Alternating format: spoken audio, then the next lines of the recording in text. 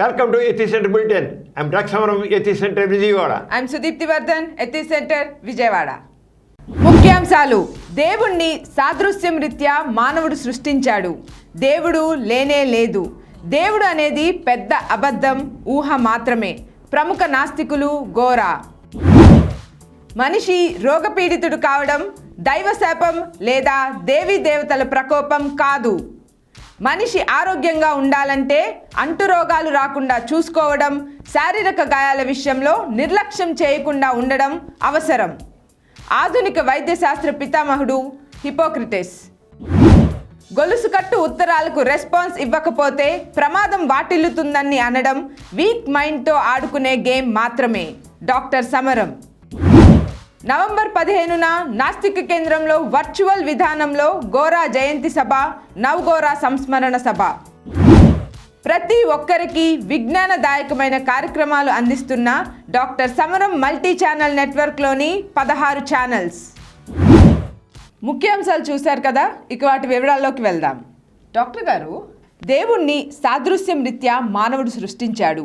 దేవుడు లేనే లేదు. దేవుడు అనేది పెద్ద అబద్ధం, ఊహ మాత్రమే అన్న గోరా గారి మాటలను కాస్త వివరించండి. గోరా గారు చెప్పిన దాంట్లో అక్షరాల సత్యం ఉంది. దేవుడు ఊహ మాత్రమే కాదు, అబద్ధం అన్నారు. ఊహ అబద్ధం. అందుకనే దేవుడు లేడు అనరు గోరా గారు. దేవుడు లేదు అంటారు. అదొక భావం. దేవుడు అనేది ఒక భావం. అంటే పుల్లింగం కాదు, స్త్రీలింగం పెట్టారు. తప్పు స్త్రీలింగం. అంటే దైవభావము, దేవుడు అనేది ఒక భావం కనుక దేవుడు లేదు అని. నిజమే, అబద్ధము, ఊహ. ఊహతో ఊహల నుంచే వచ్చాడు దేవుడు. అజ్ఞానంలో వచ్చాడు, ఊహల్లోంచి వచ్చాడు, కల్పనలోంచి వచ్చాడు దేవుడు అనే భావం. ఎందుకంటే మానవుడు తను అలా అభివృద్ధి చెందుతుండగా అసలు ఏమిటి ఈ వర్షాలేంటి, ఈ ఎండ ఏమిటి, ఈ ప్రకృతి ఏంటి ఇలా ఉంది, ఏమిటి ఇదంతా ఏమిటి అని ఆలోచన మొదలెట్టాడు. ఆలోచన తర్వాత తనకు తెలిసింది ఏంటంటే తనతో పోల్చుకుని చూడడం మొదలెట్టాడు.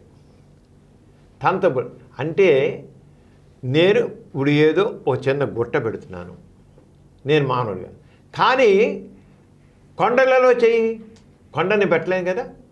అంటే కొండ పెట్టి ఉందంటే ఇక్కడ నాకంటే శక్తివంతుడు ఎవడో దీన్ని నిర్మించాడు.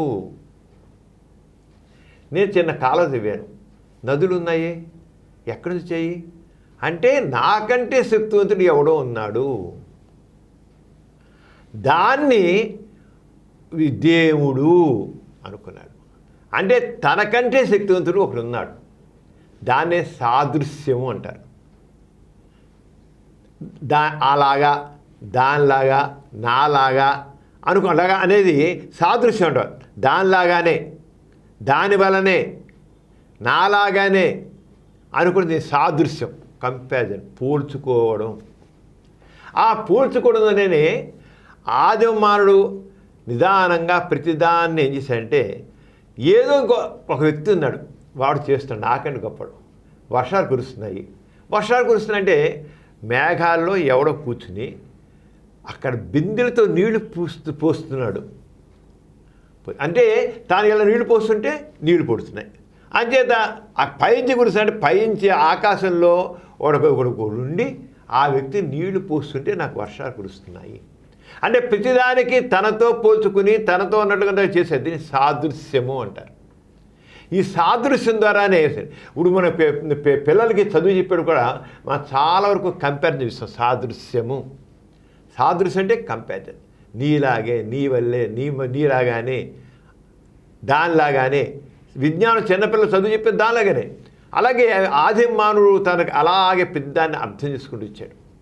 దేవుడు అనేదాన్ని కూడా ఆరంగ దాంట్లోంచి వాడి ఊహల్లోంచి పుట్టిన భావము, దైవభావం రంగం వచ్చేవాడ.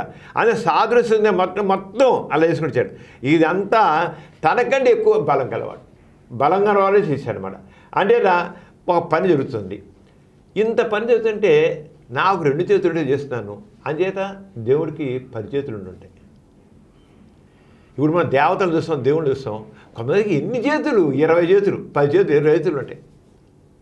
నువ్వు దేవతలను చూసుకో, చాలా దేవతలు తీసుకో, దేవుడు తీసుకో, దేవ విగ్రహాన్ని కూడా ఏం చేశాడు, ఎంత పురుషుడు స్త్రీ కంటే బలవంతుడు, శారీరక బలవంతుడు కనుక అన్నిటిని దేవుడు కూడా పురుషుడిగా చూశాడు.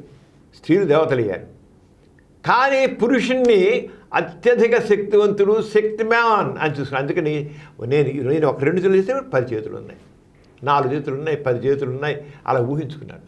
అలాగే ఒకడికి తలక అంటే 10 తలకాయలు, అంతా తనకంటే ఎక్కువ ఉన్నవాడు, అంటే ఒక చేతులు వాడు 2 చేతులు ఉన్నవాడు ఇంత పని చేస్తే 10 చేతులు అంత పని చేస్తాడు. అంటే దేవుళ్ళకి తలలు ఎక్కువ పెట్టారు, చేతులకు పెట్టారు, ఇంకా అన్ని రకాలు అన్నీ ఎక్కువ. అంటే వాడు కూడా మనిషిగానే ఊహించుకున్నాడు, కానీ అంతకంటే శక్తివంతుడు, ఎక్కువ నోటు చేసుకుంటాడు. దీన్ని సాదృశ్యము అంటారు అన్నమాట. అంచేత ఇక అంతేకాకుండా వాడు చేశాడు, ఇక తనకి మనిషికి వాడు కూడా దేవుడు కూడా మనిషిగా ఉంచాడు, పెద్ద మనిషి వాడు మనిషిగానే ఉంచుకున్నాడు, పెద్ద శక్తివంతుడైన మానవుడు, పురుషుడు. అంచేత తనకు కొన్ని ఆకలి నొప్పులు ఉన్నాయి, అంచేత తనకు రాగద్వేషాలు ఉన్నాయి, అలాగన్నీ ఉన్నాయి. ఉండని చేత తనకు భార్య అంటే దేవుడు కూడా ఒక భార్య, 10 భార్యలు అయితే, తన పిల్లలు అంటే అలాగే 10 పిల్లలు. తను మరి ఏదో చెడ్డ పనులు చేస్తుంటే కామపరమైన పనులు చేస్తే దేవుడు కూడా అలాగనే ఇతర స్త్రీలతో సంబంధాలు. మరి కథలు ఉన్నాయి కదా, మనకి వాడికి రంగుతనం అంటే వాళ్ళకు కూడా రంగుతనం ఉంది. కథలు చదివే పురాణాల్లో ఎందుకు రంగుతనం కథలు ఉన్నాయి అంటే తనవన్నీ వాళ్ళకి ఆపాదించాడు. తనకు ఒక భార్య అంటే ఇంకొకరికి 1000 మంది భార్యలు, అంత ఆరంగానే అన్వయించుకుంటూ వచ్చారు. సాదృశ్యము. అంచేత తన చివరికి మనం చూస్తున్నాం దేవాలయాల్లో చూడు, దేవుడికి విశ్రాంతి, దేవుడికి మేలుకొలుపు, దేవుడికి పవళింత. మనం చూస్తున్నాం వెంకటేశ్వర గుడి ఉంది తిరుపతిలో, మరి వాడికి విశ్రాంతి ఉంది, మేలుకొలుపు ఉంది, పవళింత ఉంది, అన్నీ ఉన్నాయి. మనిషికి ఎలా అయితే ఉన్నాయో ఆరంగానే నీకు దేవుడి దేవాలయాల్లో కూడా ఆరంగా దేవుడికి మొత్తం పెట్టేశారు. అంటే మనం ఒక మనం పెద్ద ఇదిగా ఆలోచిస్తున్నాం అంతే. మొత్తం ఆరంగాన్ని మొత్తం కంపారిజన్గా చేసుకుంటూ వచ్చారు. అందుకనే ఒక వ్యక్తి అన్నాడు, దేవుడు ఒక ఎద్దు ఉంది, ఆ ఎద్దు దేవుడి గురించి ఆలోచిస్తే ఎలా ఆలోచిస్తుంది, తనకి 2 కొమ్ములు ఉంటే దేవుడికి 4 కొమ్ములు ఉన్నాయి, తన రూపంలో ఉన్నాడు దేవుడు అనుకుంటుంది. అదే ఒక పంది ఉందనుకో, పంది తను చూసుకుంటే దేవుడికి 10 రూపాయలు ఉంటాడు, పందిగానే ఊహించుకుంటుంది. ఇక మనిషి దేవుడిని మనిషి రూపంలో ఊహించుకున్నాడు, మనిషి బుద్ధులు ఊహించుకున్నాడు. ఆరగా పంది తన మురికి చిన్న మురికి ఉంటే దులుతుంటే ఆ దేవుడు లాంటి పంది పెద్ద నీటిలో మురుగుతుంటే మురికి నీటిలో పెద్ద నది లాంటి మురికి దొలుతుంటుంది. మనం అలా ఊహించుకున్నాడు. ఆరంగానే మనిషి కూడా ఆరంగానే తనకు దాన్ని ఊహించుకున్నాడు, దేవుడికి అన్నీ అన్వయించాడు. చెప్తాం కదా, తనకు ఒక భార్య అంటే 10 మంది భార్యలు, తను ఒక ఇది అది అన్నీ ఉన్నాయి, రాగద్వేషాలన్నీ ఉన్నాయి. అయితే ఉత్తమోత్తమైన పురుషుడు, దయ, ప్రేమ, ఆర్ద్రత, ఇవన్నీ కూడా దేవుడికి పెట్టాడు. ఎందుకని మంచి గుణాలు కదా. ఒక పక్క బలహీనతలు పెడుతూ రెండో పక్క ఉత్తమమైన గుణాలు, ఉన్నతమైన భావాలు కూడా దేవుడికి ఆపాదించాడు. దయామయుడు, కరుణామయుడు, అన్నీ ఆపాదించాడు. ఇది సాదృశ్యము అంటారు. ఈ సాదృశ్యం ద్వారా వచ్చాడు. అంచేత ఇంకా ఇంతే కాకుండా స్వర్గ నరకాలు, మనిషి ఎప్పుడు సుఖం కాదు కోరుకుంటాడు. సుఖం కాదు కోరుకుంటే మరి దొరకలేదు. అంచే స్వర్గం ఒకటి ఉంది, ఆ స్వర్గంలో అన్నీ ఉంటాయి. మరి అక్కడ వెళ్ళే కూడా మరి వాడికి ఎంతైనా మనిషిలో కామపరమైన భావాలు ఉంటాయి కదా. అక్కడ రాంభులు, ఓరుసులు, తిలోత్తములు, అక్కడ దేవుడు ఉంటాడు, ఇంద్రుడు ఉంటాడు, ఇంద్రుడి భార్య ఉంటుంది, అలా చూసి ఆలోచిస్తాడు, నృత్యాలు చేస్తుంటుంది. అంటే తన భావాలు ఏవైతే ఉన్నాయో అన్నీ కూడా దేవుడికి, దేవలోకాలకి ఆపాదించాడు. అలాగే తనకి ఏ సుఖాలు కోరుకుంటున్నాడు, లభ్యం కానివన్నీ స్వర్గంలో లభిస్తాయని అనుకున్నాడు. అంటే ఈ రకంగా సాదృశ్యం ద్వారా మనిషి అన్నీ ఆహ్వానించుకుని వచ్చాడనమాట. అంతేనా ఈ రకంగానే కాదు, మన భారతదేశంలో కాదు, చైనాలో, తర్వాత ఏమో ఈజిప్ట్లో, తర్వాత బాబిలోనియాలో, ఇవన్నీ దేశాలు కూడా మొదటి దశలో మన దేశంలో ఎలా అయితే ఉన్నాయో ఆ రంగానే కొద్ది తేడాతో కథలన్నీ ఉన్నాయి. వాళ్ళు దేవుడిని పురుషుడిగా ఊహించారు, వాళ్ళు దేవుడికి ఈ రకాలు మనం ఏమనుకున్న అన్ని రకాలు కూడా వాళ్ళకున్నాయి. అంచేత ఈ దేవుడు అనేది ఓ సాదృశ్యం ఊహలోంచి వచ్చింది. ఇవన్నీ అబద్ధాలు. అయితే తనకంటే గొప్ప శక్తివంతుడు అనుకున్నాక అనేక మహత్యాలు అంటగట్టేశాడు. ఇప్పుడు వర్షం కురుస్తుంటే పైనుంచి వరుణుడు అనేవాడు శక్తివంతుడు వాడు కడవలతో నీళ్లు పోసేస్తున్నాడు, గంగాళాలతో నీళ్లు కుమ్మరిస్తున్నాడు అనుకున్నాం. కానీ ఇప్పుడు మనం వైద్యశాస్త్రం విజ్ఞాన శాస్త్రం పెరిగిన తర్వాత ఎలా తెలిసింది? మేఘాలు ఎలా ఏర్పడతాయో తెలుసు, మేఘాలు ఎలా కురుస్తాయో తెలుసు, దాంట్లో ఎవడు మనిషి లేడు, ఎవడు బిందులతో నీళ్లు కుమ్మరించట్లేదు, ఏం లేదు. అంచేత విజ్ఞాన శాస్త్రం అభివృద్ధితో చాలా వరకు ఇలాంటి సాదృశ్యంతో ఉన్నవన్నీ పటాపంచలైపోయాయి. ఎంతవరకు వెళ్ళిపోయారంటే ఇప్పుడు ఆ కళలు వస్తాయి. కళలు వస్తే ఆ కళలకి దేవుడితో పాటు మనిషితో పాటు ఒక జీవాత్మ అనేది సృష్టించాడు. మనిషి కళలు వస్తుంటే రాత్రి మనిషి ఏదైతే బయటికి వెళ్ళి తిరిగి వస్తుంటాడు మా పగలు రాత్రిపూట లేదా వీడు నిద్రపోతున్నప్పుడు ఆ జీవుడు బయటికి వెళ్ళి విహరించి వస్తాడు. ఆ జీవుడు బయటికి వెళ్ళి చూసేది కళలు అనుకున్నాడు. అతను తిరిగేవి ఆ ప్రదేశాలు అవన్నీ చూసే కళలు ఎప్పుడు కూడా చాలా ఎక్కువగా ఉంటాయి, పెద్దగా విపరీతమైన ఊహలతో ఉంటాయి. అంచేత జీవాత్మ బయటకు వెళ్తాడు. ఒకవేళ వాడు చనిపోయాడు అనుకో, జీవుడు బయటికి వెళ్ళాడు, తిరిగి రాలేకపోయాడు, అంచేత అయిపోయాడు. మనిషికి తిరిగి రాని పరిస్థితులు ఉంటాయిగా, అది జీవుడు తిరిగి రాలేకపోయాడు, అయిపోయాడు. అక్కడ జీవుడు తిరిగి రాలేకపోయాడని అన్నాడు అంతే. మనిషి రాలేకపోతాడు కదా, జీవుడు తిరిగి రాలేకపోయాడు అని చనిపోయాడు. సావు అంటే జీవుడు తిరిగి రాలేకపోయాడు, తిరిగి రాలేదు అంటే సాదృశ్యం అనేది ప్రతి దాంట్లో. అందుకనే మనకి కథల్లో చాలా చూసినట్లయితే ఇక రాజులు చనిపోతే ఏం చేసేవాళ్ళంటే రాజులు పాచేస్తూ అతను ఎక్కిన గుర్రాలను కూడా చంపేసి అతని వాడు గూతులు పాతేసేవాడు. అంటే రాజు ఏ గుర్రం ఎక్కాడో ఆ జీవుడు ఈ గుర్రం మీద ఎక్కి తిరుగుతాడని. అంచేత ఈ గుర్రాన్ని చంపేసేసి వాడితో పాటు సమాధిలో పారేసేవాడు, పెద్ద గుంటల్లో పడేసేవాడు. ఆ రంగానే ఎంత సాదృశ్యం మాట.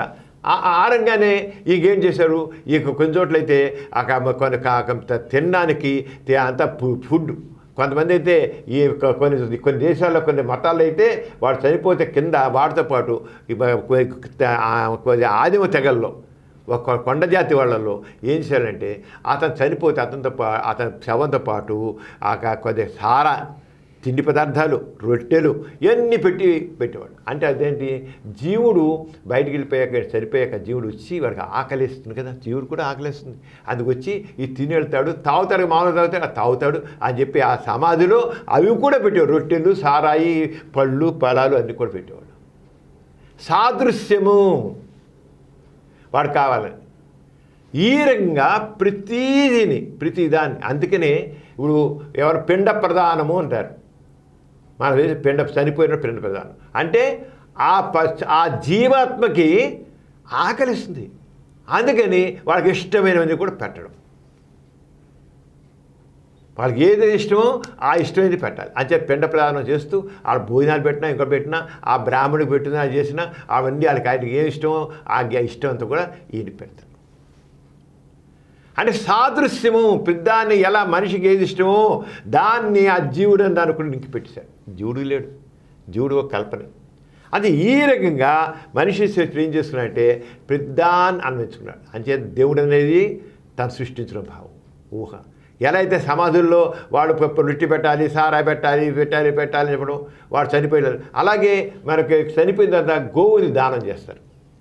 గోవుని దానం ఎందుకు చేస్తారు? గోవుని దానం చేయడం కంటే వైతరిణి నది దాటుకుని వెళ్ళాలి, స్వర్గంలోకి వెళ్ళాలంటే వైతరిణి దాటుకెళ్ళాలంటే గోవు కావాలి, ఒక ఏదో దున్నపోతో ఏదో కావాలి. అదే ఆవుని పెట్టి ఆవుని చంపే ఆవుని దానం చేస్తే ఇక చంపన పెట్టలేలే, ఆవుని పెట్టి దానం చేస్తే అక్కడ వైతరిణి నది ఆయన చనిపోయిన జీవాత్మ అది ఆ మనిషి అవి వెళ్తాడు, దాటి వెళ్తాడట. అంటే కథలు ఎలా ఉన్నాయండి, ఇవన్నీ ఊహలు. కొద్దిగా ఆలోచిస్తే మనం కొద్దిగా జ్ఞానం బుద్ధి వివేకం ఆలోచిస్తే ఇవన్నీ కల్పనలు, ఊహలు. ఈ ఊహలే పెద్ద అబద్ధాలు. ఇవన్నీ ఏంటి, సాదృశ్యము. దీనికి కొంతమంది ఎలా చేస్తారు, ప్రతిదానికి కార్యకారణ సంబంధము అంటారు. ఏదైనా కార్యకారణ సంబంధం ఉందంటారు. కానీ ఒకటి ఈ చేయడానికి ఏదో ఉండాలి. ఒక కుమ్మరి కొండలు చేస్తాడు, కొండలు చేయడానికి కుమ్మరి ఉన్నట్లుగానే ఆ రంగానే మనిషి చేయడానికి ఒకడు ఉన్నాడు, ఒక పరమాత్మ ఉన్నాడు. అది కార్యకారణ ఈ చేయడానికి ఉన్నప్పుడు కార్యకారణ సంబంధం అన్నారు కదా. కార్యకారణ సంబంధం. మరి ఆ దేవుడు ఇప్పుడు ఎవరు ఉన్నారు? కుండలు చేయడానికి కొబ్బరి ఉన్నప్పుడు, మనిషిని చేయడానికి దేవుడు ఉన్నప్పుడు, మరి ఆ దేవుడు దీనికి కూడా కావాలి కార్యకారణ సంబంధం అంటే అక్కడ వచ్చాడు మాత్రం వీళ్ళందరూ దేవుని విషయాన్ని మాత్రం ప్రశ్నించకూడదు. మనిషిని చేయడానికి దేవుడు ఉన్నప్పుడు దేవుడిని ఎందుకు ఇంకోటి ఎందుకు ఉండకూడదు? కార్యకారణ సంబంధం పెట్టి వాడిని ఎందుకు కాకూడదు? ఇదే మనం ఆలోచించాలి. ఈ సాదృశ్యము అనేది కొంతవరకు అర్థం చేసుకుంటే అండర్స్టాండింగ్ కోసం తప్ప ఇంకొక ఆ అమ్మాయి ముఖం చంద్రబింబంలా ఉంది అంటే ముఖం చంద్రబింబం కాదు, అందంగా ఉంటుంది. చంద్రుడు అంత ఉంటాడు, వెన్నెల్లో పున్నమి చంద్రుడు ఎంత చక్కగానే ఉంటాడో ఆ రంగానే అమ్మాయి ముఖం కూడా అందంగా ఉంది. అండర్స్టాండింగ్ కోసమే. కానీ ఎప్పుడు ముఖం ఎప్పుడు చంద్రుడు అవ్వదుగా. ఆ రంగా ఈ దేవుడు గురించి వాళ్ళ చేసే అంతే సాదృశ్యం అనేది కేవలం అర్థం చేసుకోవడానికి తేలిక అర్థం చేసుకోవడానికి పిల్లలు చదువు చెప్పాడు కూడా అలాగే చెప్తాడు. ఆ రంగాన్ని ఆది మానవుడు తాను ఉన్న దాన్ని అర్థం చేసుకోవడానికి ఆ రంగం సాదృశ్యాన్ని దాన్ని ఆలంబనగా తీసుకున్నాడు అంతే తప్ప ఇంకొని చేత దేవుడు అనేది కేవలం కల్పితం, ఊహ. ఈ ఊహలన్నీ కూడా పెద్ద అబద్ధాలు అనే సాదృశ్యంతో ప్రకారం అని చెప్పినవి తప్ప సాదృశ్యంగా చెప్పినవి తప్ప ఇంక ఏమి కాదు. అది చేసేవన్నీ తప్పు అలాగే చెప్పుకోవాలి. డాక్టర్ గారు, మన ప్రతి బులెటిన్లో సామాజిక పురోభివృద్ధికి మానవ కళ్యాణానికి తోడ్పడిన ఒక ప్రముఖ మహనీయుని గురించి చెప్పుకుంటున్నాము. ఈసారి ఎవరి గురించి చెప్తున్నారు? సుదీప్తి, ఈసారి మనం ఒక మహనీయుడి గురించి చెప్పుకుంటున్నాం. వైద్యశాస్త్రంలో మహనీయుడు. ఆయన పుట్టిప్పటికి 2600 సంవత్సరాలు అయింది. అంటే క్రీస్తు పూర్వం 600 సంవత్సరాల క్రితం ఉన్నాడు. ఇప్పటికీ ప్రతి డాక్టరు హిపోక్రటిక్ ఓత్ అని తీసుకుంటాడు. ప్రతి వైద్యుడు హిపోక్రటిక్ ఓత్ అంటే అది ఎందుకంటే ఆయన వైద్యశాస్త్ర పితామహుడైన ఆయన వైద్యశాస్త్రం అంటే వైద్యుడు అంటే ఎలా ఉండాలి అని చెప్పి చేసినట్టు. దాంట్లో ఏం చేశారు? వైద్యశాస్త్రం విషయంలో ప్రతి ఒక్కళ్ళు ఏం చేస్తారంటే ఈ వైద్య విజ్ఞానాన్ని నేను ఒక రోగి యొక్క బాధను తొలగించడానికే నేను ఉపయోగిస్తాను. వైద్యశాస్త్రం ఏది వైద్య విద్యను అభ్యసించానో, ఏ వైద్య విజ్ఞానం ఉందో అది కేవలం రోగి యొక్క జబ్బును నయం చేయడానికి ఉపయోగిస్తాను. ఎవడైనా వచ్చి నాకు పలానా విషయం నేను చస్తానంటే ఇవ్వను. అలాగే ఒక రోగి ఒక వైద్యుడు వాళ్ళిద్దరి మధ్య ఏ రకమైన రహస్యాలు లేకుండా చెప్పుకుంటారు. ఆ వ్యక్తిగత విషయాలని నేను ఏమాత్రం బహిర్గతపరచను. అంతే. ఒక రోగి వస్తాడు, నేను ఈ పని చేశాను, ఆ పని చేశాను, లేకపోతే ఇలా తప్పు చేశాను, అలా తప్పు చేశాను, ఇలాంటి అవినీతి పని చేశాను, అనైతిక పని చేశాను అంటాడు. చెప్తే అంతే ఎవరు చెప్పేస్తాడు. ఒక వైద్యుడు అనేవాడు ఒక గైడ్, ఫిలాసఫర్, ఒక చక్కగా స్నేహితుడిలాగా, ఓ ఫ్రెండ్ లాగా ఉంటాడు వైద్యుడు. అంచేత అంత క్షేమం కొన్ని ఆయన నువ్వు నీ ఎమోషనల్గా చేసావు, ఇలా కాదు, అలా చెప్పి మంచిది కాదు, ఇలా చేసి. అంతేగాని ఒక రోగి వచ్చి ఒక వైద్యుడికి చెప్పిన విషయాలు ఏవి కూడా బయటపెట్టు. ఒక భార్య చెప్పిన భర్త చెప్పడం, భర్త చెప్పిన భార్య చెప్పడం, ఈమెనే మారుస్తారు, ఆయన్నే మారుస్తారు. అంటే ఒక నీతికి, నియమాలకి, నైతిక విలువలకి కట్టుబడి ఉండేట్లు చేస్తారు. అది హిపోక్రటిక్ ఓత్. తనకు వైద్య సేవలు అనేది దాని నీతితో, నైతిక విలువలతో కూడినది. సేవ కోసమే వైద్యం, సహాయం కోసం వైద్యం, బాధ నివృత్తి కోసం వైద్యం. ఏరుగా కూడా అవినీతికి, అక్రమాలకి తావు లేకుండా చేశాడు. అందుకనే 2600 సంవత్సరాల క్రితం చెప్పిన హిపోక్రటిక్ ఓత్ ఈ రోజుకి వైద్యశాస్త్రంలో విలువలను కాపాడడానికి హిపోక్రటిక్ ఓత్గా తీసుకొచ్చింది. విలువలను కాపాడడం, మానవీయ విలువలు, నైతిక విలువలు, సామాజిక విలువలు, ఆ విలువల కోసం అది. అందుకని అందరూ కూడా అది కాకుండా ఆధునిక విజ్ఞానం ఏదైతే వైద్య విజ్ఞానం అంటున్నామో, ఆధునిక వైద్య విజ్ఞానం అంటున్నామో, ఏది ఇప్పుడు అలోపతి వైద్యం, ఇంగ్లీష్ వైద్యం అంటారే, దాన్ని పెట్టి పలికిన వ్యక్తి హిపోక్రటిస్.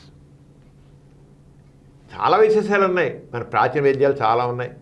ఎన్నున్నప్పుడు కూడా వైద్యశాస్త్రానికి సరైనటువంటి మరిపించి సరైన అర్థం చెప్పి సరైన మార్గం చూపించి సరైన విధంగా రూపొందించే వ్యక్తి ప్రతి దాన్ని కూడా ప్రశ్నించడం, పరిశీలించడం, పరీక్షించడం. ఊహల మీద కాదు, అబద్ధాల మీద కాదు, అన్నీ కూడా ఎవిడెన్స్ బేస్డ్, ఫ్యాక్ట్ బేస్డ్, రుజువు అవ్వాలి, నిజం అవ్వాలి. అంతేగాని ఊహల ద్వారా అయితే కొంత చాలా వైద్యశాస్త్రాలు ఉన్నాయి, అవన్నీ కూడా ఊహల మీద ఊహిసి చెప్తుంటారు. అలా వేడి అంటారు, సెలవు అంటాడు. వేడి సెలవు ఏంటి అసలు? ఊహలు అంతే. పైచ్యం అంటాడు, ఊహలు. నా ప్రతి దానికి ఇది ఎందుకు ఏమిటి నిర్ధారణ చేసుకోవడం అంతే. అది హిపోక్రటీస్. అది ఇంకోటి అంటే హిపోక్రటీస్ ఆ క్రీస్తు పూర్వం 600వ శతాబ్దంలో అనుకున్నారా, ఆ రోజుల్లో అప్పటి వరకు వైద్యం అనేది, వైద్య చికిత్స అనేది, రోగ చికిత్స అనేది పూజారుల చేతుల్లో ఉండేది. విచిత్రం అది. పూజారి చేతుల్లో ఉంది. పూజారి చేతులు ఎందుకు ఉంది అంటే ఒక వ్యాధి వచ్చిందంటే ఆ వ్యాధి రావడానికి కారణం అంటే దేవుని శాపం, దేవుని కోపం, దేవీ దేవతల ఆగ్రహము. ఇప్పటికీ జనాల అభిప్రాయాలు ఇంకా ఉన్నాయి. ఇప్పుడు మనం చూస్తుంటాం, ఒక ఊళ్ళో అంటువ్యాధులు వస్తే, ఎవరికైనా అంటువ్యాధులు వచ్చి పూర్వకాలం మసూచికం వచ్చినా, ప్లేగ్ వచ్చినా, లేదా ఇంకో జబ్బు వచ్చినా, వాళ్ళు అమ్మవారి గుడి తీసుకెళ్ళి ఒక మేకనో కోళ్ళనో బలి చేయడం ఉంది. ఇప్పటికీ ఉంది. ఇప్పటికీ కొంతమంది చేస్తున్నారు. అంటే అమ్మవారికి ఆగ్రహం రాబట్టి ఈ జబ్బు వచ్చింది, అమ్మవారి రాబట్టి ఈ ఆరోగ్యం చెడింది. అది అమ్మవారి ఆగ్రహం చేయడం కోసం, ఆవిడ సంతృప్తిపరచడం కోసం కోళ్ళని మేకల్ని ఇస్తారు. ఎందుకని అమ్మవారు మాంసం తింటారన్నమాట. ఆ మాంసం అంటే రుచిగా ఉంటుందని ఆ మేకల్ని అని చెప్పి తిని వెళ్ళి అది మేక చంపి వాడిని హత్య చేసి వాడిని చంపి వీడిని తృప్తి విడిచాడు దేవత. అలాగే దేవుడు కూడా ఉంది. అంచేత పూజారి అనేవాడు దేవునికి మానవునికి మధ్య పూజారి ప్రతినిధి. అంటే పూజారి అనేవాడు దేవునికి ప్రతినిధి, దేవునికి ప్రతినిధి అని భావించి, అంచేత పూజారి దగ్గరికి వెళ్తే పూజారి దేవుడి దగ్గర ఒక ప్రార్థన చేసి ఇతనికి ఆరోగ్యానికి చేకూర్చు, అతని మీద అతని మంచి కరుణ చూపించు, ఇతను మంచి చేయి, అతను సుఖం కలిగించు అని దేవుడిని పూజారి ప్రార్థిస్తాడు. అంచేత దేవుడు చేసి ఆ దేవుడి దగ్గరికి పూజ చేసిన తర్వాత ఆ విభూదో లేదు మంత్రి పువ్వు ఏదో ఇస్తాడు, కొద్ది ఇస్తాడు, మంత్రి పువ్వు ఇస్తాడు, దేవుని దగ్గర మంత్రి పువ్వు అది చేస్తే అప్పుడు దేవుడి యొక్క ప్రసాదం, ఆ ప్రసాదం వల్ల బాగుపడతాడు. అంచేది మొట్టమొదటి రోజుల్లో ఇంతవరకు ఏ జబ్బు వచ్చినా వచ్చినా పూజారి తిరిగేవాడు. ఆరంగానే అప్పుడు మతం కూడా ఆరంగానే నీకు ఏ రోగం వచ్చినా దైవశాపము, దేవతల ఆగ్రహము, అంచేత నువ్వు శాంతిపరచాలి, నువ్వు వాళ్ళ దగ్గరికి వెళ్ళాలి, దేవుని పూజించాలి, ప్రార్థించాలి, వేడుకోవాలి, అప్పుడు నువ్వు బాగుపడతావు అని చెప్పేవాడు అన్నమాట. హిపోక్రటీస్ నా ఇది తప్పు. దేవుని ఆగ్రహం కానీ దేవతల ఆగ్రహం కానీ శాపం అనేది లేదు. ఇవన్నీ తప్పు. పూజారి కాదు వైద్యం చేయాల్సిన, వాడికి ఏం తెలీదు. పూజారిని దేవుని ప్రార్థిస్తే జబ్బులే పోవు, జబ్బులే తగ్గవు. అసలు వ్యాధి ఎందుకు వస్తుంది? వ్యాధి రావడానికి కారణం ఒకటి ఏంటంటే సరైనటికి మంచి నీళ్ళు తాగడం, వాటర్ బోర్న్ ఇన్ఫెక్షన్స్ నీటి ద్వారా వస్తుంది. ఇది నీటిలో క్రిములు ఉంటాయి, వ్యాధికులు ఉంటాయి.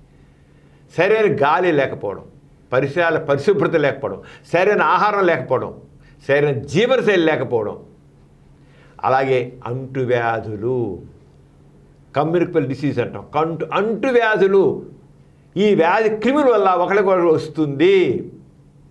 నీ జీవనశైలి సరిగా లేకపోవడం, తాగిన సరిగా లేకపోవడం, ఆహారం సరిగా లేకపోవడం, ఆహారం సరిగా లేకపోవడం, అవి కారణాలు కానీ దేవుని శాపాలు, దేవుని ఆగ్రహాలు కాదు. అంచేత పూజారి అనేది మీనింగ్లెస్, పూజారి వైద్యం అనేది మీనింగ్లెస్ అని కొట్టిమరిశాడు. అలాగే తత్వశాస్త్రంలో దేవుని శాపం, ఆ శాపం పోవాలని తత్వశాస్త్రాలు కూడా రాశారు. అలాగా ఈ అంచేత మత సంబంధమైన తత్వశాస్త్రాలను కొట్టిపరిచాడు వైద్యపరంగా. తత్వశాస్త్రం తప్పు, దీన్ని తప్పు అన్నాడు. వైద్య విషయంలో తత్వశాస్త్రం చెప్పిన కానీ అంటే ఇదే దేవుని శాపము, ఆగ్రహాలు, దైవ దేవతల ఆగ్రహాలు తప్పు. మీరు బలులను తప్పు గట్టిగా చెప్పాడు హిపోక్రటీస్. అంత గట్టిగా చెప్పి ఆరంగా మొత్తం మార్చేశాడు. మార్చేసి ఇంకా సర్జరీ, పూర్వకాలం సర్జరీస్ ఉండేవి కాదు, ఆ సర్జరీని తీసుకొచ్చాడు. మోడర్న్ సర్జరీకి పితామహుడు కూడా సర్జరీలా చేయాలని చెప్పి ఆపరేషన్ ద్వారా అవసరం చేయాలి అని చేశాడు. మరి ఇంకోటి ఏదైనా సరే నిశ్చితంగా పరిశీలించి చూడాలి.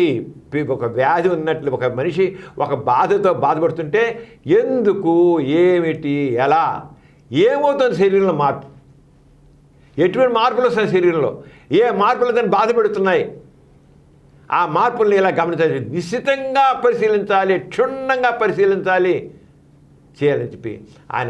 అందుకే మలేరియా అని గురించి, మలేరియా వ్యాధి ఎలా వస్తుందో, ఆ వ్యాధి వస్తే ఎలా ఏమవుతుందో ఆనాడు హిపోక్రటిస్ 2600 సంవత్సరాల క్రితం హిపోక్రటిస్ ఏం చెప్పాడో అది ఈ రోజుకి ప్రామాణికంగా ఉన్నాయి. అంటే హిపోక్రటిస్ ఎంత క్షుణ్ణంగా అధ్యయనం చేసి, ఎంత క్షుణ్ణంగా పరిశీలించి, ఎంత క్షుణ్ణంగా పరీక్షించి వాటిని చేసి దాన్ని చేసేయడం మాకు అర్థమవుతుంది. ఆధునిక వైద్య విజ్ఞానంలో ఆరంగా చేసుకుంటాడనమాట. అంటే ఆరంగా ఈ ప్రామాణికంగా చేసుకొచ్చి ఉన్నాయి. అదే వైద్య విజ్ఞానంలో మూఢనమ్మకాలని పూర్తిగా మామూలు వైద్య విషయంలో జబ్బులు రావడం విషయంలో మూఢనమ్మకాలని కొట్టిపరిశాడు. మూఢనమ్మకాలు కాదు ఇలా చేద్దాన్ని అని చెప్పాడు. అంతే ఆరంగా ఇక రకరకాలుగా ఆయన తీసుకొచ్చేసి ఇన్ని కాదు ఎన్నిట్లోనూ ఆయన చేసుకుంటూ వచ్చాడనమాట. ఇక వైద్య శాస్త్రంలో హిప్పోక్రటిస్ ఓత్ అని పెట్టాడు. ఓత్ తను ప్రతి వైద్యుడు ఈ రకం ప్రతిజ్ఞ చేయాలి, నైతిక విలువలు కావాలి, నీతి కావాలి, నైతిక విలువలు అన్నదానికి హిప్పోక్రటిస్ ఇచ్చిన ప్రాధాన్యత అంత కాదు. ఈ రోజున ఆ హిప్పోక్రటిస్ ఓతుని మర్చిపోబట్టే వైద్యం వ్యాపారంగా మారింది. ఈ రోజున వైద్యం వ్యాపారంగా మారేడు కల్లా పేషెంట్కి జరగాల్సిన న్యాయం జరగట్లేదు. అది ఎంతవరకు చెప్పాడు హిప్పోక్రటిస్. నువ్వు పేషెంట్ని ఇప్పుడు ఒక రోగి వచ్చినట్లయితే అతను ఏమి ఇస్తాడో కాదు, ముందు నీ ఆ రోగాన్ని ఎలా నివారిస్తానో ఆలోచించు నువ్వు.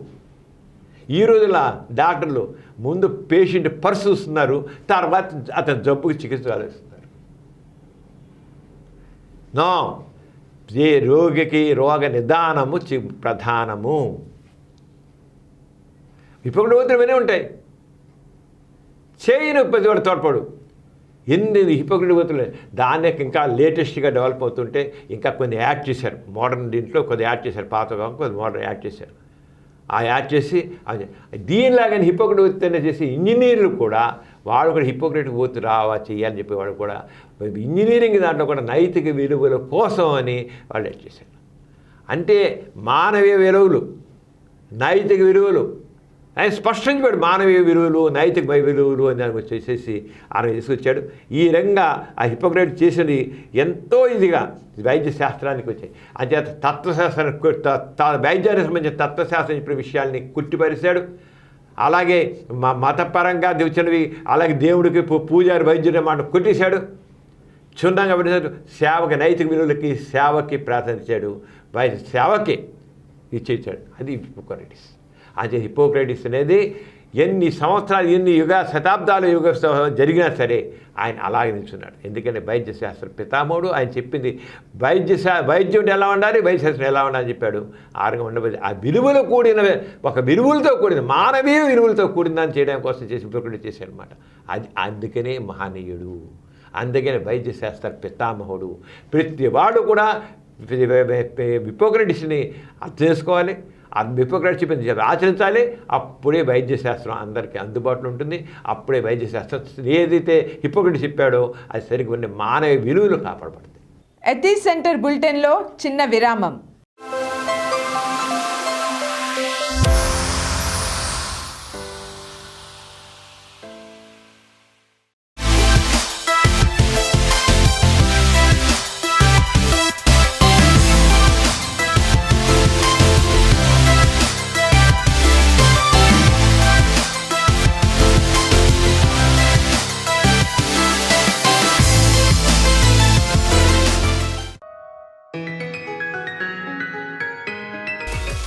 డాక్టర్ సమరం మల్టీ ఛానల్ నెట్వర్క్ తరపున మీ అందరికీ స్వాగతం. ఈరోజు ఈ నెట్వర్క్ ద్వారా మరో కొత్త ఛానల్ మగువ డాక్టర్ సమరం విమెన్ ఛానల్ని ప్రారంభించబోతున్నాం. స్త్రీలలో మనం సర్వసాధారణంగా చూసే వ్యాధి పిఐడి. పిఐడి అంటే పెల్విక్ ఇన్ఫ్లమేటరీ డిసీజ్. ఎండోమెట్రియాసిస్ అనేది గర్భాశయం లోపల ఉండే పొర. ఈ పొరనే మ్యూకస్ పొర అంటారు. గర్భాశయం ఇలా ఉంటుంది. దీని లోపల ఉండే ఈ పొరని ఎండోమెట్రియం అంటారు. ఆడపిల్ల ఏముందండి, బయటికి వెళ్ళిపోయేదే కదా, చదువంతా అవసరమా అని అనేవారు అని అంటూ ఉంటారు. కానీ ఇప్పటికీ అంటున్నారు. అది మనం ఫ్యాక్ట్గా తీసుకోవాలండి. స్త్రీలు కూడా పైకి రాగలరు. ప్రతి వాళ్ళు కూడా జీవితంలో ఒక ఆశతో బతకాలి. ఆ ఆశే మనల్ని ముందుకు నడిపిస్తుంది. భారతీయ మహిళలు స్వాతంత్రోద్యమంలో పాల్గొని తమలో దాగున్న శక్తి సామర్థ్యాలను సమాజంలో నిరూపించుకున్నారు. ఎండ కన్నెరగని గృహిణులు, వీధి గడప తొక్కని మహిళలు, అక్షరం ముక్క కూడా రాని ఆడువారు ఎందరో భారతీయ స్వాతంత్రోద్యమంలో పాల్గొని వారి శక్తి సామర్థ్యాలను నిరూపించుకున్నారు. మహిళా సాధికారతను సాధించడం కోసం స్థాపించబడిన ఈ ఛానల్ ఆ దిశగా మా ఈ కార్యక్రమాలతో మీకు మరింత చేరువవుతుందని ఆశిస్తూ మళ్ళీ కలుద్దాం. ఎథీస్ సెంటర్ బులెటిన్కి తిరిగి స్వాగతం. గొలుసు కట్టు ఉత్తరాలు అని వింటూ ఉంటాం కదా. ఆ ఉత్తరం అందిన వారు మరో 10 లేదా 20 మందికి ఉత్తరాలు పోస్ట్ చేయాలని, లేదంటే ఏదో ఒక ఆపద ముంచుకొస్తుందని భయపడుతుంటారు. ఇటువంటి వారికి మీరు ఇచ్చే సలహా ఏంటి డాక్టర్ గారు? సుదీప్తి, పూర్వకాలమేమో ఉత్తరాలు ఇలా చదవడం ఉండేది, ఉత్తరాలు వేసేవారు. ఇప్పుడు మనం చూస్తున్నాం అంతా మరి మెయిల్స్, మెసేజ్లు ఇవన్నీ కదా.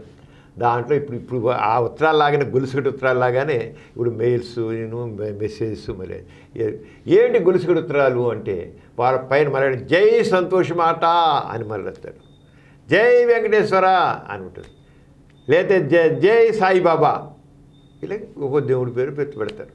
ఆ రాసిన తర్వాత ఆ ఉత్తరం మీద ఎవడు ఏ గురించి రాశాడు, ఎవడు రాశాడు, పేరు, ఊరు ఏమీ ఉండదు.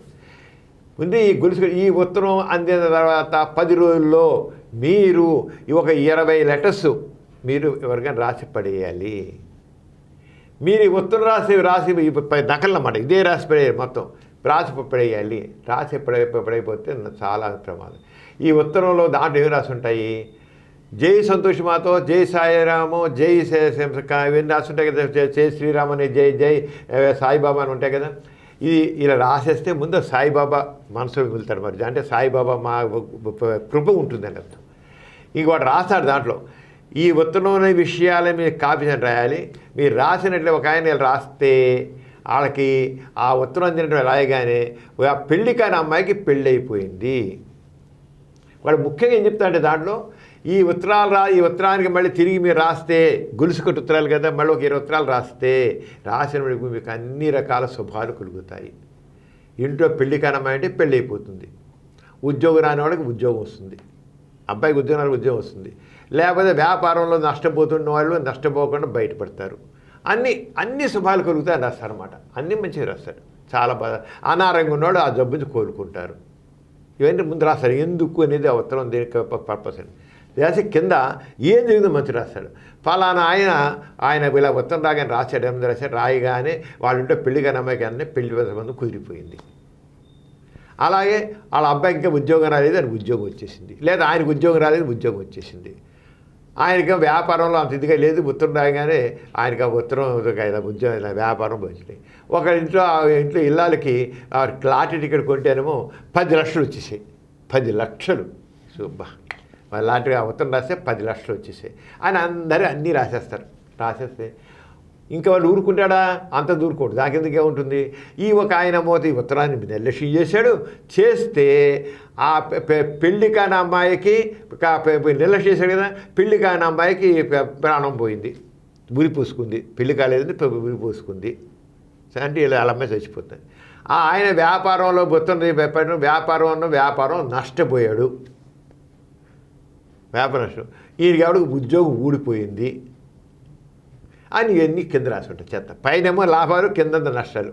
అందుచేత మీరు ఎట్టి పరిస్థితుల్లో నిర్లక్ష్యం చేయకుండా ఉత్తరాన్ని వెంటనే దీని నకలు మళ్ళీ ఒక 20 రాసి పోస్ట్ చేయండి. పోస్ట్ చేసి అన్ని శుభాలు కలుగుతాయి.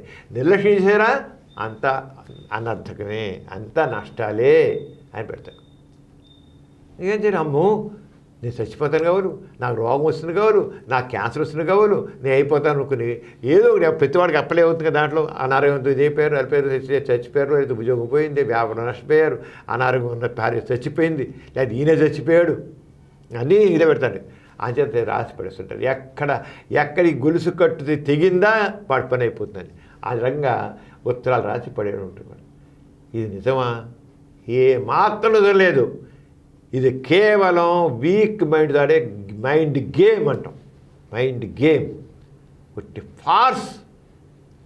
ఎవరైతే బలహీన మనస్సు ఉంటుందో ఆ బలహీనమైన మనస్సు వాళ్ళతో ఉన్న వాళ్ళతో ఆడుకునే గేమ్ అన్నమాట.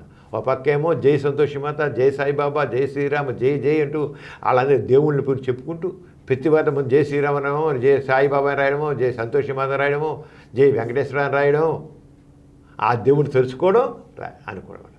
అంటే మనిషిని ఏ రకంగా వాళ్ళ మానసికంగా బలహీనం చేసేస్తారు అనేది మైండ్ గేమ్. ఏమవుదు ఉత్తరం తీసి ఆ గొలుసు కట్టు ఉత్తరాలను ఏమీ కంటిన్యూ చేసుకోవడం లేదు. చింపి 10 ముక్కలు చేసి బొట్ల పారండి, ఏమవుతుంది. కానీ వీక్ మైండ్ ఉన్నవాడు పోతే పోయిందిలే, 10-20 ఉత్తరాలే కదా రాసి పడేద్దాం, 20 కార్డులే కదా. పూర్వకాలం ఉత్తరాలు వెళ్ళడం, పోస్ట్ ఆఫీస్కి వెళ్ళడం, తెచ్చుకోవడం ఇప్పుడు లేవు. కానీ ఇప్పుడు ఏమనిటారు, ఇక ఏదైనా మెసేజ్ వస్తే ఈ మెసేజ్ని మీరు అంటే ఇప్పుడు అంతా సోషల్ ఇదే కదా, ఈ మెసేజ్ని 20 మందికో, 50 మందికో, 100 మందికో, 200 మందికో మెసేజ్ ఫార్వర్డ్ చేయాలి. లేదా మెయిల్స్ ఒక 100-200 మంది మెయిల్స్ పంపించారు, 300 మంది మెయిల్స్ పంపించారు. పంపించబోయారా ఇంతమంది ఉత్తరాలు చూసామే, అదే జరుగుతుంది. అంటే ఎంత మైండ్ గేమ్ ఆడుతున్నారు అంతాను. వీటంటే అర్థం లేనిది. మనిషి వచ్చి ఎంత వీక్ మైండ్ మనుషులు ఉన్నారో మనకు అర్థమవుతుంది. ఈ వీక్ మైండ్ పర్సన్స్తో ఆడుకునే గేమ్ ఇది. దీంతో ఒక మౌఢ్యాన్ని, మూఢనమ్మకాల్ని పెంచి పోషించడం, మనుషులు ఇంకా పనికిరా కూడా చేయడం తప్ప ఇంకోటి లేదు. ఈ మతం అనేది, మత విశ్వాసాలు అనేది ఈ రకమైన మోసపు మాటలు కూడా ప్రోద్బలం చేస్తుంది. మతం అనేది, ఈ దైవ నమ్మిక అనేది, ఈ అతీత శక్తులు అనేవి, ఈ మహత్యాలు అనేవి మనుషుల్ని పనికిరా కూడా చేస్తాయి. రీజనింగ్ కావాలి, మనిషి ఆలోచన శక్తి కావాలి. అంచేత ఈ గొలుసు కట్టు ఉత్తరాలు, గొలుసు కట్టు మెసేజ్లు, గొలుసు ఈమెయిల్స్ ఇవన్నీ మీనింగ్లెస్. బ్రేక్ చేయండి అంతే వీటిని. లేకపోతే ఇలాంటి జరుగుతాయి. విద్యుత్గాల వాళ్ళందరూ కూడా ఈ విధంగా చేయాలని కోరుతున్నారు. నవంబర్ 15న నాస్తిక కేంద్రంలో వర్చువల్ విధానంలో జరిగిన గోరా 118వ జయంతి సభ, నవగోరా సంస్మరణ సభ విశేషాలు తెలియజేస్తారా డాక్టర్ గారు? సుదీప్తి, నవంబర్ 15th గోరా గారి జయంతి. మన నాస్తిక కేంద్రంలో ప్రతి సంవత్సరం నవంబర్ 15th గోరా గారి జయంతి సంవత్సరం. అలాగే ఆంధ్రప్రదేశ్లో చాలామంది గోరా గారి జయంతి చెప్తుంటారు. ఆంధ్రప్రదేశ్లోని ఇతర రాష్ట్రాల్లో కూడా. గోరా గారు ప్రముఖ నాస్తికోద్యమ నాయకులు, సంఘ సంస్కర్త. ఆయన చేసినటువంటి అద్భుతమైనటువంటి విషయాలు సంఘ సంస్కరణకి ఇంత నాస్తికోద్యమం కూడా చేసిన దాన్ని పురస్కరించుకుని మనం రకరకాల కార్యక్రమాలు నిర్వహిస్తున్నాం నాస్తిక కేంద్రంలో. అలాగే ఆ సందర్భంలో కొంతమంది గోరా గారి జయంతి సందర్భంలో కానీ, వర్ధన సభలో కానీ పెద్ద ప్రముఖులు వచ్చి వాళ్ళు మాట్లాడతారు. ఇప్పుడు ఈ COVID-19 సందర్భంలో మరి మామూలుగా సభలు ఏర్పాటు చేయడం, సోషల్ గ్యాదరింగ్ పని కుదరదు కనుక మరి జూమ్లోనే మనం మీటింగ్లు పెట్టుకున్నాం. ఈసారి జరిగిన దాంట్లో మీటింగుల్లో గోరా గారి జయంతి అనుకోకుండా ఆ జయంతితో పాటు నవ్వు గారు కూడా ఈ నవంబర్ మాసంలోనే పోవడం జరిగింది. గోరా గారి చివరి కుమార్తె నవ్వు, 9వ సంతానం, ఆఖరి సంతానం నవ్వు గోరా గారు కూడా చాలా ఎదిగా యాక్టివిటీస్గా మన ఆర్ట్స్ సంతమల ద్వారా సమగ్ర గ్రామీణ గ్రామీణ అభివృద్ధి కార్యక్రమాలు చేయడం, అలాగే సెక్యులర్ దృక్పథంతో ఎన్నో రకాల కార్యక్రమాలు సామాజిక అభివృద్ధి కోసం ఇదని కాదు, ఎన్ని రకాల కార్యక్రమాలు చేయాలి, అన్ని రకాల కార్యక్రమాలు చేశారు నవ్వు గారు, వీరయ్య గారు. అడుగు కూడా చేసిన ఇన్ని కాదు. శ్రీకాకుళం బేస్డ్ మన తాలూకాలో శ్రీకాకుళం విలేజ్లో ఒక పెద్ద క్యాంపస్ ఉంది, దాని ద్వారా చేస్తారు. ఆమె అనుకోకుండా సడన్గా అకస్మాత్తుగా మరణించడం జరిగింది. అంటే రెండు కలిపి గోరా గారి జయంతి సభ, గోరా గారి యొక్క స్మారక సభ రెండు ఏర్పాటు చేశాం. ఆ సభకి మరి ముఖ్య అతిథిగా మాజీ ఉపసభాపతి, అలాగే ఫార్మర్ డిప్యూటీ స్పీకర్ ఆయన బండలి బుద్ధప్రసాద్ గారు వచ్చి మాట్లాడారు. ఆయన చీఫ్ గెస్ట్గా ఉన్నారు. ఆయన ముఖ్యమైన ఉపన్యాసం చేశారు మండ బుద్ధప్రసాద్ గారు. ఆయన గోరా గారి చేసిన విషయం చాలా క్షుణ్ణంగా దాదాపు 1 గంట సేపు మాట్లాడారు. ఆయన గోరా గారి కార్యక్రమాలు, అలా గోరా గారు చేసిన ఎంత ఇదిగా అవసరం అంటే ఆయన చెప్పేదంటే ఈనాడు సమాజానికి గోరా గారి సందేశం చాలా అవసరం. గోరా గారి చేసిన కార్యక్రమాలు చాలా ముఖ్యం. ఇప్పుడు సమాజంలో ఎంతో అవినీతి పెరిగిపోయింది. ఈ అవినీతికి మూలం ఆడంబరాలు. ప్రభుత్వంలో మంత్రుల్లో వీళ్ళందరికీ ఆడంబరాలు ఎక్కువయ్యాయి. ఎప్పుడైతే ఆడంబరాలు మంత్రులే కాదు, జనంలో కూడా ఆడంబరాలు ఎక్కువైపోయి, ఈ ఆడంబరాలతో పాటు అవినీతి పెరిగిపోతుంది. అవినీతికి ఆడంబరాలకి చాలా లింక్ ఉంది. అంచేత ఆడంబర రహిత సమాజం రావాలి. ఎప్పుడైతే ఆడంబర సమాజంతో ఆటోమేటిక్గా నైతిక విలువలు వస్తాయి. ఇప్పుడు నైతిక విలువలు లోపిస్తున్నాయి. కారణం ఏంటంటే వక్ర మార్గాల్లో డబ్బు సంపాదించాలి, డబ్బు కూడబెట్టాలి, వక్ర మార్గాల్లో సంపాదించాలి అనే భావం పెరిగిపోయిన అన్ని వర్గాల్లోనూ కూడా. అంచేత ఆడంబర రహిత సమాజం సరైనది. దాని గోరా గారు చేసిన కార్యక్రమాలు సరైనవి, గోరా గారు ఎప్పుడు రూపొందించే కార్యక్రమాలు గొప్ప మంచివి అని చెప్తూ ఆయన చాలా స్ట్రెస్ చేస్తూ పార్టీలెస్ డెమోక్రసీ గురించి మాట్లాడుకొచ్చారు. అంచేత గోరా గారి మార్గం ఈనాటి యొక్క సమాజానికి ఎంతో అవసరం. అప్పుడే సమాజం ముందుకు వెళుతున్న చాలా ఆవేదనతో మాట్లాడారు. అలాగే నవ్వు గారు చేసిన కార్యక్రమాలని అక్కడ ఆయన ఎంత చెప్పారంటే, అప్పుడు దివి తాలూకాలో అప్పుడు ఉప్పెన వచ్చినప్పుడు ఆ ఉప్పెన సమయంలో వెంటనే ఇమ్మీడియట్గా అక్కడ వెళ్ళి ఆ శవాల గుట్టలు 10,000 మంది మరణించారు ఆ ఉప్పెన వల్ల. వాడు తీసేయడంలో వీరయ్య గారు, లవణం గారు, హేమలత లవణం గారు, నవ్వు గారు, నాసిక మారు గారు అందరూ వెళ్ళి అక్కడ చేసిన సేవలన్నింటినీ ఆయన చెప్పుకుంటూ వచ్చారు. ఆయన ఒక ఎమ్మెల్యేగా ఉన్నా, మినిస్ట్రీగా ఉన్నా, ఎవరున్నా సరే వాళ్ళకి ఎంత సేవలు చేశారో అంతకంటే ఎక్కువ కూడా అందించే సేవలు. అంచేత అంతర్జాతీయంగా ఆయన తీసుకుని చేశారని చెప్పి ఆయన అన్నీ చాలా వివరంగా చాలా స్పష్టంగా, ఎందుకంటే అక్కడ నాస్తిక కేంద్రంలో బాగా సన్నిహితులు మండల బుద్ధప్రసాద్ గారు అవన్నీ చాలా చెప్పారు. అలాగే ఇదే కార్యక్రమంలో శ్రీ డి చక్రపాణి గారు ఐఏఎస్, ఆయన former director general AP HRDA, ఆయన మాట్లాడారు మొత్తం నవ్వు గారితో ఉన్నది. అక్కడ నవ్వు గారు అక్కడ వేగుల్లంక అక్కడ చోట ఎక్కువ శానిటరీ టాయిలెట్స్ అని ఏర్పాటు చేశారు. వాటి మీద విలేజ్ అంతా ఏర్పాటు చేశారు. అది ఒక నమూనా మాట, నిజంగా దేశానికి ఒక నమూనా. విదేశానికి కూడా చూశారు. వాటి గురించి ఆయన చేస్తూ నవ్వు గారు చేసిన ఆచరిత సేవలన్నింటిలో కూడా ఆయన చక్రపాణి గారు తెలిపారు. అలాగే విభా గుప్తా ఆవిడ చైర్పర్సన్ వార్ధాలో ఉన్న మగన సంగ్రహాలయం దాంట్లో ఉన్నారు. ఆవిడ చైర్పర్సన్ మగన సంగ్రహాలయకి ఆవిడ నవ్వు గారితో, వీరయ్య గారితో, గోరా గారితో పెడుతున్న సందేశం చెప్తూ నవ్వు గారి సేవల్ని ఆవిడ సేవా కృతి కార్యక్రమాన్ని ఎంతో ఇది వివరించారు. అలాగే Gorrepati Ramakrishna garu former ZP chairman Krishna district ఉన్న ఆయన కూడా ఆర్య సంబంధించిన చేసే సేవల్ని ఎన్ని రకాల కార్యక్రమాలు చేశారు. అన్నీ కూడా అక్కడ వీవర్స్కి వాళ్ళకి చేసిన సేవలు, రైతులు చేసిన సేవలు, చదువుకోవడానికి పిల్లలకి చేసే సేవలు, అన్ని రకాల ఇవేమి కాదు. ఆర్య సంతామండి చేపట్టని కార్యక్రమం అంటూ లేదు. అలాంటి కార్యక్రమాలంట్లో ఆయన ఎలా ఎంత పాల్గొన్నారు, ఏమిటి వాటి వివరించి చెప్పారు. అంటే గోరా గారి గురించి, నవ్వు గారి గురించి మొత్తం అందరూ కూడా చేసి గుర్తించుకుంటూ అరగా తెలియజేశారు. అరగా కార్యక్రమం చేస్తూ చాలా ఇదిగా వాళ్ళందరూ చాలా ఆవేదనతో మాట్లాడారు. ఆ విషయాలని అక్కడ దాదాపుగా 2-3 గంటలు జరిగింది కార్యక్రమం. ఆ కార్యక్రమంలో జూమ్లో జరిగింది. ఎంతమందో దానికి అటెండ్ అయ్యారు, చేశారు అంతాను. అంచేత గోరా గారి యొక్క కార్యక్రమాలు, గోరా గారి యొక్క సిద్ధాంతాలు, గోరా గారి భావాలు ఈనాడు ఎంతో అవసరం. అవే సమాజాన్ని ముందు చేశారు. నవ మానవుడిని, సమాజాన్ని గోరా గారి భావాలే ఈ పాజిటివ్ ఎథిజమే ముందుకు నడిపిస్తుంది. పాజిటివ్ ఎథిజం ఏదైతే గోరా గారు ప్రతిపాదించారో ఆ పాజిటివ్ సరైన మార్గదర్శకం. అదే నవమానవుడిని, సమాజాన్ని నిర్మిస్తుంది, సమాజాన్ని నిర్మిస్తుంది. ఆ సమాజం కోసం చేసే గోరా గారి భావాల అవసరం. అది ప్రతి ఒక్కరూ కూడా గోరా గారి గురించి తెలుసుకోవాలి, అర్థం చేసుకోవాలి. ఆ పంధాన్ని వెళితే మనం ఏది మనం కొత్త నవ సమాజాన్ని కోరుకుంటున్నామో ఆ సమాజం ఏర్పడుతుంది.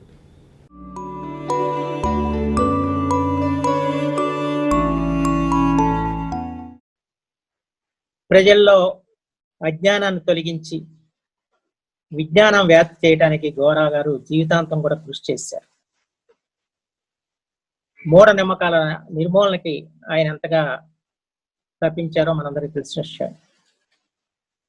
తెలుగునాట సంఘ సంస్కర్తలు కందుకూరి వీరేశలింగం పంతులు గారు, రఘుపతి వెంకటనాయుడు గారు, అలాగే భారతదేశంలో మన రాజా రామ్మోహన్ రాయ్ గారు, వారు సరసన నిలబడిన మహోన్నత సంస్కర్త గోరా గారు. అయితే వారికి వీరికి ఉన్న తేడా ఏంటంటే, వారు మూఢనమ్మకాలను కానివ్వండి, లేకపోతే బాల్య వివాహాలను కానివ్వండి, ఆ రోజున వితంతు వివాహాలు కానివ్వండి, అలాగే సంఘంలో ఉన్న దురాచారాలను రూపుమావటానికి వారు సమాజాన్ని ప్రబోధం చేశారు. కానీ గోరా గారు తాను ఏదైతే ప్రబోధం చేశాడో దాన్ని ఆచరణాత్మకంగా ఆయన ఆచరించి చూపారు. అందుకని ఆయన ఆచరణాత్మక సంఘ సంస్కర్త. ఆయన హేతుబద్ధంగా ఆలోచించడమే నాస్తికత్వం అని నమ్మి గోరా గారు నాస్తికత్వం అనేది సామాజిక మార్పుకి ఉద్దేశించిందిగా ఆయన భావించారు. పరలోకంలో సొంత ప్రయోజనాల కన్నా ఈ లోకంలో అందరి ప్రయోజనాల కోసం పాటుపడటాన్ని ఆయన నాస్తికత్వంగా భావించారు. మనం గోరా గారి 118వ జన్మదిన సందర్భంలోనూ, తర్వాత నవగోరా గారు వారి 9వ సంతానం ఈ మధ్యనే అనారోగ్యపరమైనటువంటి కారణాల వల్ల మృతి చెందటం వలన సమావేశం అవుతున్నాం. గోరా గారి కుటుంబంతో నాకున్న బాంధవ్యం ఒక 3 దశల్లో చెప్పుకోదగిన అంశం. మొట్టమొదట నేను నిజామాబాద్ కలెక్టర్ గా ఉన్నప్పుడు 1992 ఆ ప్రాంతాల్లో హేమలత లవణం గారు నా దగ్గరికి వచ్చి అక్కడ ఉన్న వర్ణి గ్రామంలో సంస్కార్ సంస్థ ద్వారా వారు చేస్తున్న కృషిని, ముఖ్యంగా జోగిని వ్యవస్థని నుంచి తీసుకు బయటికి రాబడ్డటువంటి ఈ స్త్రీలు వారి యొక్క పునరావాస కార్యక్రమాలు, వాటి గురించి ప్రముఖంగా ప్రస్తావించడం జరిగింది. ఆ తర్వాత నేను అనేక పర్యాయాలు బాన్స్వాడ దగ్గర ఉన్నటువంటి ఆ వర్ణి గ్రామానికి వెళ్ళటం, వారు చేస్తున్న కృషిని గమనించటం, అటు తర్వాత అక్షరాస్యత కార్యక్రమాల్లో ఆ రోజున జాతీయ స్థాయిలో అక్షరాస్యత కార్యక్రమాలు విస్తృతంగా జరుగుతున్నాయి. అందులో వారి కృషిని కూడా గమనించడం జరిగింది. ఇదంతా ఎందుకు చెప్తున్నానంటే, ఇది కేవలం నవగోరా గారి పట్టుదల వల్ల, తర్వాత ఈ ఆర్థిక సమతా మండలి ఆ శ్రీకాకుళం గ్రామంలో ఏర్పాటు చేసినటువంటి వ్యవస్థ వల్ల, వారి సహకారాల వల్ల మాత్రమే సాధ్యమైంది. ఎథిక్స్ సెంటర్ బులెటిన్లో చిన్న విరామం.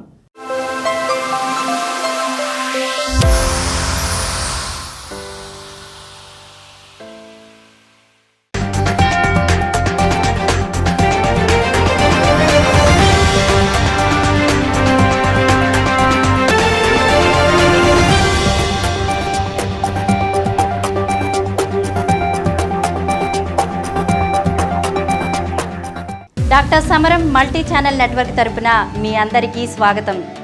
ఈ రోజు నుండి ఈ నెట్వర్క్ ద్వారా మరో క్రొత్త ఛానల్ ప్రగతి డాక్టర్ సమరం సోషల్ సైన్స్ ఛానల్ ప్రారంభమవుతుంది. ఈ ప్రగతి ఛానల్ను ముందుగా 2 కార్యక్రమాలతో ప్రారంభిస్తున్నాం. ఒకటి నమ్మకాలు, మూఢనమ్మకాలు. విశ్వం, ఈ సృష్టి మూలం అంతా కూడా ఒక రకంగా లేదు. ఒకడు దేవుడు సృష్టించాడు. విశ్వం ఆవిర్భావానికి మూలం బిగ్ బ్యాంగ్ థియరీ అని చెప్పారు. కానీ ఈ రోజుకి ఎవరన్నా ఖండించలేకపోతున్నారు. ఎందుకంటే ఏదైతే బిగ్ బ్యాంగ్ థియరీని ప్రతిపాదించడం జరిగిందో ఆ బిగ్ బ్యాంగ్ థియరీకి సంబంధించి కనబడుతున్నాయి. ఈ నమ్మకం అదే కరెక్ట్ అనుకుని మూఢంగా నమ్ముతూ అలాగే ఉండాలని మూఢనమ్మకం అంటారు. నేను నమ్మింది నే పట్టి ముందడికి 3 కాళ్ళను సాగుతుంది. ఆ రంగా నేను నమ్మిందే నిజం అనుకుంటాడో ఎప్పుడు అనుకుంటాడో, తాను ఎప్పుడైతే మార్చుకోడో అది మూఢనమ్మకం. దేవుని మహిమలు, స్వర్గం, నరకం, పూర్వజన్మ, పునర్జన్మ, అదృష్టం, దురదృష్టం, జాతకాలు, జ్యోతిష్యాలు, అతిశక్తులు, మంత్రాలు, యంత్రాలు, వీగుదులు, తాయతులు, ఇవన్నీ కూడా మూఢనమ్మకాలు. డాక్టర్ సమరం గారు సమాజంలోని అనేక మూఢనమ్మకాలను విశ్లేషిస్తూ రూపొందించిన నమ్మకాలు, మూఢనమ్మకాలు కార్యక్రమం ప్రతి బుధవారం ఉదయం 7:30 ప్రసారమవుతుంది. 2 భారతదేశంలో సంఘ సంస్కరణోద్యమాలు. ప్రపంచ దేశాలకు నాగరికత నేర్పిన దేశం భారతదేశం. కొన్ని అమానుషమైనటువంటి ఆచారాలు అతలాకుతలం చేసే అంటరానితనం, స్త్రీకి విద్య లేకపోవడం, సతీ సహగమనం, జోగిని వ్యవస్థ, దేవదాసి వ్యవస్థ, ఇలా చెప్పుకుంటూ పోతే ఒకటా రెండా ఎన్నెన్నో. శ్రీ చిల్లగట్టు శ్రీకాంత్ కుమార్ గారి సమగ్రమైన వివరణతో రూపొందించిన భారతదేశంలో సంఘ సంస్కరణోద్యమాలు ప్రతి సోమ శుక్రవారాల్లో ఉదయం 7:30 ప్రసారమవుతుంది.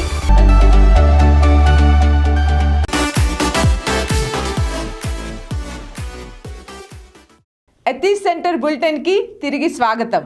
డాక్టర్ గారు, గత 15 రోజుల్లో నాస్తిక కేంద్రం వాటి అనుబంధ సంస్థల ఆధ్వర్యంలో జరిగిన కార్యక్రమాల వివరాలు చెప్పండి. సుదీప్తి, మనం రకరకాల కార్యక్రమాలు చేస్తున్నాం. ఈ కోవిడ్ సందర్భంలో కూడా మనం రకరకాల కార్యక్రమాలు చేస్తున్నాం. మా అయితే కొన్ని కార్యక్రమాలను సభలు లాంటివి జూమ్లో పెడుతున్నాం, చేస్తున్నాం. ఆరోగ్య ఇతర సేవా కార్యక్రమాలు కొనసాగుతూనే ఉన్నాయి. ఆరోగ్య వాస నరసింహంలో ప్రతి వారం హెల్త్ ఎడ్యుకేషన్ ఆరోగ్య సదస్సులు నిర్వహిస్తున్నాం. ఇప్పుడు 20 సంవత్సరాల పైగా, ఇప్పుడు 20 సంవత్సరాలు 11 నెలలు పూర్తి చేసాం. ప్రతి శనివారం క్రమం తప్పకుండా పెడతాం. కోవిడ్ టైంలో కూడా ఆన్లైన్లో ఈ కార్యక్రమాలు పెడుతున్నాం, చేస్తున్నాం. అది దాంట్లో ఈ వాసవ హెల్త్ ఎడ్యుకేషన్ ప్రోగ్రాంలో నవంబర్ 21 జరిగిన 1088వ వీక్లీ ప్రోగ్రాంలో నవజాత శిశువుల సంరక్షణ అంశమైన ప్రముఖ చిన్నపిల్ల వైద్యులు డాక్టర్ జి శరత్చంద్ర గారు మాట్లాడారు. ఇప్పుడు ఈ కోవిడ్ సందర్భంలో కూడా కాన్పులు అవుతున్నాయి. కాన్పులు అవుతూ ఉంటే చాలామంది డౌట్ ఏమి వస్తుందంటే, మనకు తెలియకుండా కోవిడ్ క్రిమినల్స్ వెళ్ళు అంటే తల్లి పాలిస్తే ఆ బిడ్డకి ఏమైనా ఆ కోవిడ్ వస్తుందా? అలాగే కోవిడ్ ఉన్నవాళ్ళు కూడా పిల్లలకి అంటారు. కోవిడ్ వచ్చిన వాళ్ళు ఉన్నవాళ్ళు ఎవరు పిల్లలకి అంటారు. కోవిడ్ వచ్చింది మాత్రం గర్భిణీకి కాన్పకుండా అయిపోదు కదా. అయిపోతే ఆమె బిడ్డకి పాలు ఇవ్వకూడదా? ఎంతమందో గర్భిణీలు కూడా కోవిడ్ వచ్చింది, కరోనా వచ్చింది. వచ్చిన వాళ్ళు పిల్లలకి పెద్ద ఒక పజిల్ మాట అందరికీ. ఆయన మాట చెప్తూ, తల్లికి కోవిడ్ ఉన్నా పుట్టిన బిడ్డకి తప్పకుండా పాలు ఇవ్వాలి. పాలు ఇస్తే పాల ద్వారా సరే కోవిడ్ రాదు. ఒకవేళ వచ్చినా చేరినా బిడ్డకి ఏమీ అవ్వదు. అంటే తల్లి పాలు ఇవ్వకపోతేనే నష్టం జరుగుతుంది. ఇచ్చి తీరాలి అని స్పష్టంగా చెప్పారు. అసలు నవజాత శిశువులు ఇన్ఫాంట్స్ చిన్న పిల్లలకి కోవిడ్ రావడం ఉండదు అని చెప్పారు. కోవిడ్ రాదు అని. ఎందుకంటే ఈ కోవిడ్ విషయంలో ఆ వైరస్ మన ఇమ్యూనిటీ మెకానిజాన్ని దెబ్బ కొట్టేసి దానివల్ల ఇతర ఆర్గన్స్ అన్నీ డ్యామేజ్ అవుతున్నాయి. అసలు ఇమ్యూనిటీ మెకానిజం దెబ్బ కొట్టే ఇమ్యూనిటీ మెకానిజం ఉండదు చిన్నపిల్లలు, అది దెబ్బ కొట్టడం లేదు. ఇమ్యూనిటీ మెకానిజాన్ని దెబ్బ కొడితేనే ఆ దెబ్బ కొట్టింది, దానివల్ల ఆర్గన్స్ ఫెయిల్ అయ్యి దానివల్ల ఆర్గన్ ఫెయిల్యూర్స్ వచ్చి మనకు ప్రమాదం పడుతుంది. అది ఇమ్యూనిటీ మెకానిజం ఇంకా డెవలప్ కాదు. ఇంకా దేని దెబ్బ కొడుతుంది? అంచేత ఆరోగ్యం కూడా భయం అవసరం లేదు.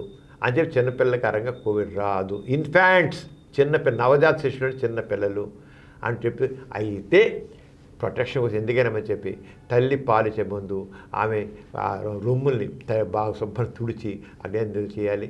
అలాగే భౌతిక దూరం తల్లి తప్పకుండా మాస్క్ కట్టుకోవాలి. ఆమె తగ్గడం తుమ్మడం బిడ్డ మీద చేయకూడదు. అలాగే తను రొమ్ముల్ని పాలెళ్ళని శుభ్రం క్లీన్ చేసుకోవాలి. అలాగే భౌతిక దూరం పిల్లల్ని టెక్నాలజీ వచ్చి పిల్లలు పుడితే పిల్లలు పుడితే చేతులు తీసుకుంటారు, ముద్దాడుతుంటారు చేస్తారు. అలా చెయ్యొద్దు. అంత తేలిగ్గా సంక్రమించకపోయినా తల్లి ఎట్లన్నా భౌతిక దూరం పాటించడం, పిల్లల్ని ఎక్కువ ఎత్తుకోవడం, ముద్దాడడం చేయొద్దు. తక్కిన వాళ్ళ ద్వారా ఇదే అవుతుంది కనుక అని ఇవన్నీ అని చెప్పుడు చాలా స్పష్టంగా చక్కగా సైంటిఫిక్గా చాలా క్లియర్గా చెప్పారు విషయాలు. అది చాలా ఈ కోవిడ్ సందర్భంలో ప్రత్యేక నవజాత శిశువులకు తీసుకొచ్చే జాగ్రత్తల గురించి చెప్పారు. చాలా సైంటిఫిక్గా చెప్పారు. చాలా విజ్ఞానదాయక ప్రసంగం అది. ఇప్పుడు దాని గురించి కొంత తెలుసుకుందాం మనం. మనకి లార్జ్ స్టడీస్లో ఎక్కడ కూడా బ్రెస్ట్ మిల్క్లో మనకి వైరస్ ట్రాన్స్మిట్ అవుతున్నట్టు ఎక్కడ మనకి ఎవిడెన్స్ చూపించలేదు. కానీ స్టిల్ ఇంకా ఎవాల్వ్ అవుతూనే ఉంది. వైరస్ ఎవాల్వ్ అవుతుంది, మనకి ఎవిడెన్స్ ఎవాల్వ్ అవుతుంది. సో అందుకని మనం వెయిట్ చేసి చూడడం. కాకపోతే ఇప్పుడు ఉండే పరిస్థితుల్లో breast feeding is still important. So ఇప్పుడు తల్లికి కనుక కోవిడ్ ఉంది అంటే మనం ఏమేం జాగ్రత్తలు తీసుకోవాలి? అన్నిటికన్నా ముఖ్యమైనది చేతులు హ్యాండ్ వాష్ చేసుకోవడం అనేది అన్నిటికన్నా మోస్ట్ ఇంపార్టెంట్ అండి. మనకి కామన్గా మనకి most exposed area is the face. ఆ ఫేస్ అది మనం ఎప్పుడైతే మనం చేతులతో ఎక్కువ ముట్టుకుంటామో మనం ఆటోమేటిక్గా మనం చేతుల నుంచి కూడా దాన్ని ట్రాన్స్మిట్ చేయడం మొదలు పెడతాం. ఈ ఫేస్ ఏరియా అనేది మనకి ఈవెన్ మాస్క్ తీసేటప్పుడు ఇలా ఉండేటప్పుడు ఆ మాస్క్ ఫ్రంట్ భాగాన్ని అసలు ముట్టుకోకూడదండి. ఓన్లీ చేతుల దగ్గర నుంచి తీసి కిందకి పెట్టేటట్టు చూసుకోవాలి. ఐడియల్గా క్లీన్ సర్ఫేస్ చూసుకుని పెట్టుకోవాలి. లేకపోతే జిప్ లాక్ బ్యాగ్స్ ఉంటే జిప్ లాక్ బ్యాగ్లో పెట్టాలి. అలా టేబుల్ మీద కానీ ఎక్కడ పెట్టకూడదండి.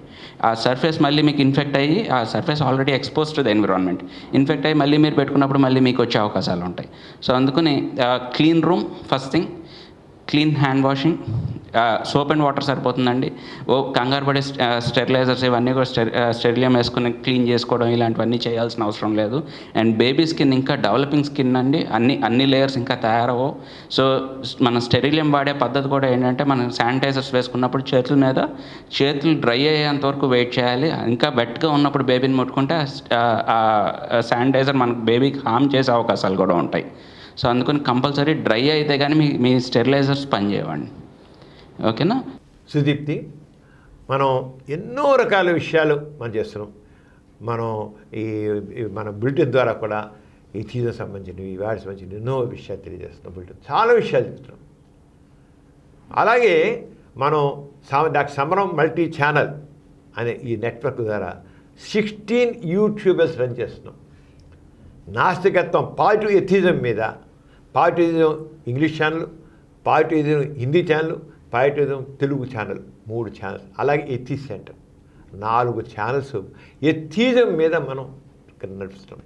ఇవి కాకుండా ఇంకా డాక్టర్ సమరం అనే ఒకటి, డాక్టర్ సమరం మీకోసం అని ఒకటి, అలాగే ఇది కాకుండా హెల్త్ ఛానల్, డాక్టర్ సమరం హెల్త్ ఛానల్, డాక్టర్ సమరం కిడ్ ఛానల్, డాక్టర్ సమరం సైన్స్ ఛానల్, డాక్టర్ సమరం అన్ని సోషల్ సైన్స్ ఛానల్, డాక్టర్ సమరం విమెన్ ఛానల్, డాక్టర్ సమరం కల్చర్ ఛానల్, డాక్టర్ సమరం న్యూస్ ఛానల్ అని ఒక 16 ఛానల్స్ యూట్యూబ్ ఛానల్స్ రన్ చేస్తున్నాం.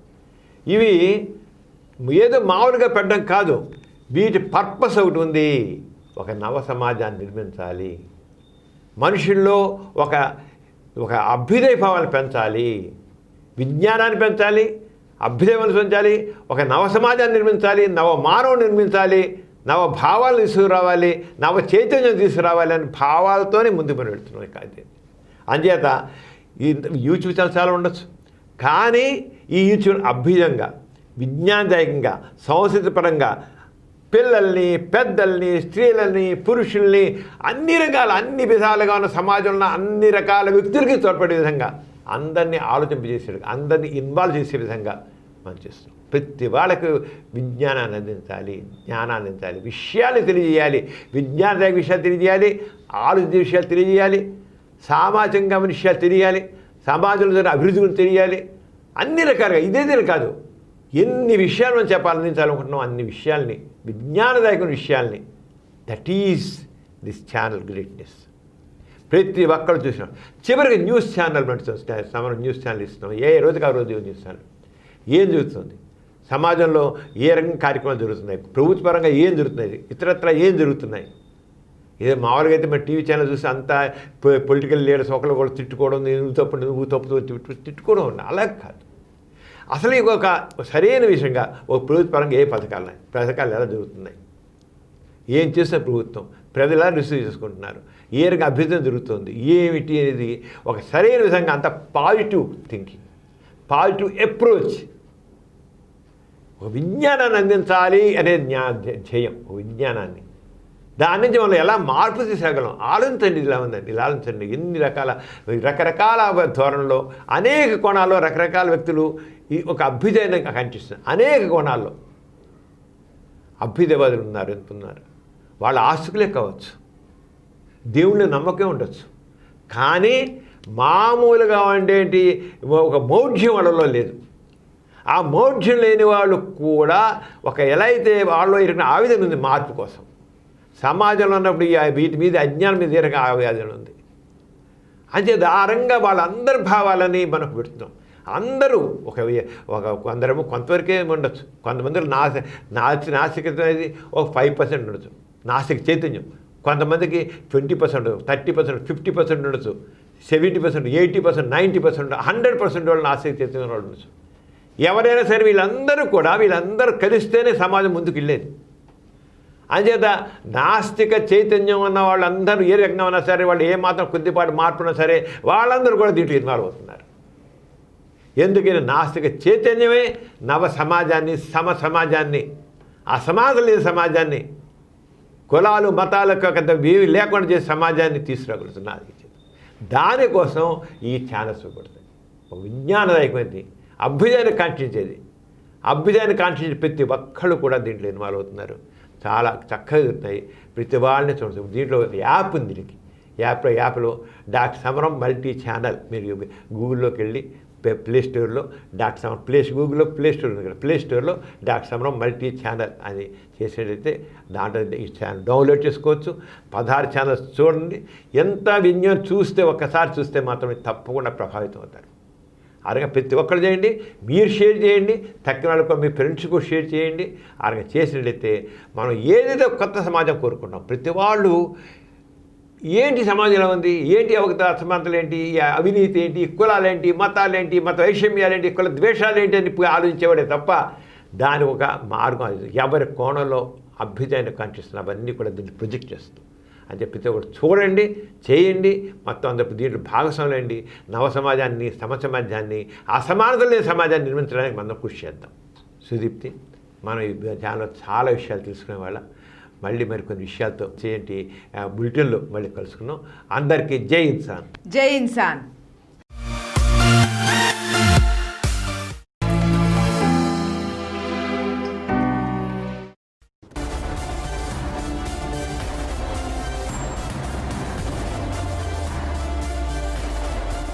Please download Samaram multi-channel app and watch your favorite channels from your mobile. App available on Google Play Store and subscribe to the channels.